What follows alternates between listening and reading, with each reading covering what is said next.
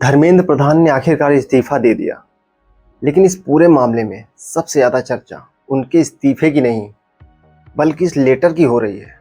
पता है क्यों?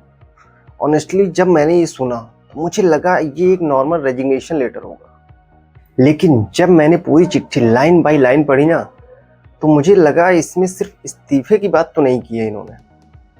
कुछ पॉइंट्स ऐसे भी हैं जो शायद पहली बार पढ़ने में नोटिस ही नहीं होते हैं। अब ज़रूरी नहीं है कि मेरी बात 100% सही हो, इसलिए मैं आज वही बताऊंगा जो इस चिट्ठी में लिखा है।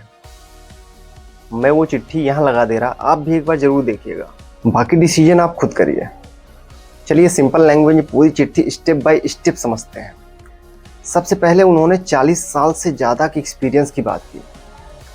उन्होंने लिखा, उन्होंने हमेशा शिक्षा सुधार और युवाओं के लिए काम किया है।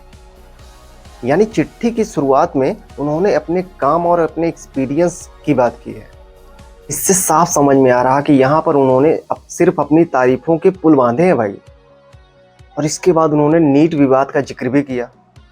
उन्होंने ये लिखा कि पेपर लीक के बाद जांच हुई, उस पर एक्शन हुआ और 20 लाख से ज़्यादा छात्रों का दोबारा एग्ज़ाम भी कराया गया। यानी इस हिस्से में वो ये बताना चाहते थे कि सरकार ने इस पूरे मामले में क्या क्या स्टेप्स लिए हैं। अब यहीं तक पढ़ने के बाद मुझे एहसास हुआ कि ये सिर्फ इस्तीफे की बात तो नहीं है। उन्होंने अपने फैसले का साइड रखने की कोशिश की है। लेकिन आगे एक पॉइंट ऐसा आया जिसने मुझे सोचने पर मजबूर कर दिया।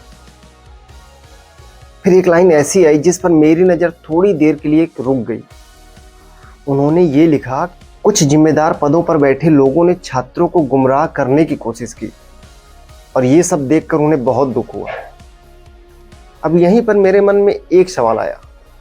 उन्होंने ये तो लिखा है कि कुछ लोगों ने छात्रों को गुमराह किया, लेकिन वो लोग कौन हैं इस बात का जिक्र उन्होंने कहीं भी नहीं किया।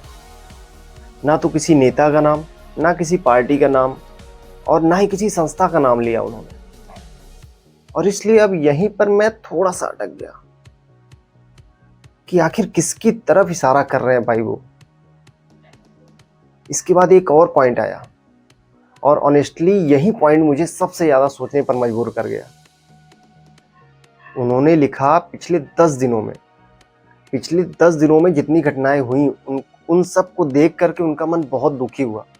मैंने ये सोचा कि एक मिनट, आंदोलन तो पिछले कई दिनों से चल रहा है भाई, फिर उन्होंने सिर्फ पिछले 10 दिनों का ही जिक्र क्यों किया? हो सकता है इसके पीछे कोई रीज़न हो, लेकिन उस रीज़न का जिक्र इस लेटर में मुझे कहीं भी नहीं मिला। और इसके बाद उन्होंने जंतर मंतर और पूरे देश के माहौल का भी जिक्र किया। उन्होंने लिखा कि वो नहीं चाहते इस पूरे मामले का राष्ट्र विरोधी ताकतें मतलब कोई और फायदा उठाए। लेकिन यहाँ भी उन्होंने किसी नेता का नाम नहीं लिया, किसी पार्टी का नाम नहीं लिया, किसी संगठन का भी नाम नहीं लिया। और अब आते हैं उस पॉइंट पर जिसने मुझे सबसे ज़्यादा सोचने पर मजबूर किया। मैंने पूरी चिट्ठी को 2 बार पढ़ा, एक बार समझने के लिए और दूसरी बार सिर्फ एक चीज को नोटिस करने के लिए कि क्या कहीं उन्होंने सीधे पूरे मामले की जिम्मेदारी ली है। और सच बताओ, मैं पूरी चिट्ठी में यही ढूंढता रहा, लेकिन मुझे ऐसी कोई लाइन मिली ही नहीं जहां उन्होंने सीधे ये बोला हो कि सारी जिम्मेदारी मेरी है या फिर मुझसे गलती हुई है, मुझसे चूक हुआ है। कहीं नहीं मिलेगा। और हो सकता है मेरी समझ गलत हो, इसलिए मैं चाहता हूं कि आप भी ये पूरी चिट्ठी एक बार खुद से पढ़ो और फिर अपना डिसीजन खुद लीजिए। कमेंट में ज़रूर बताइए आपको ये चिट्ठी एक इस्तीफे की चिट्ठी लगी या अपने फैसलों को एक्सप्लेन करने की एक और कोशिश। अगर आप भी चाहते हैं ऐसे बड़े मुद्दों पर सिर्फ हेडलाइन नहीं बल्कि पूरी कहानी आसान भाषा में समझाई जाए तो यहाँ मेरे साथ जुड़े रहिए।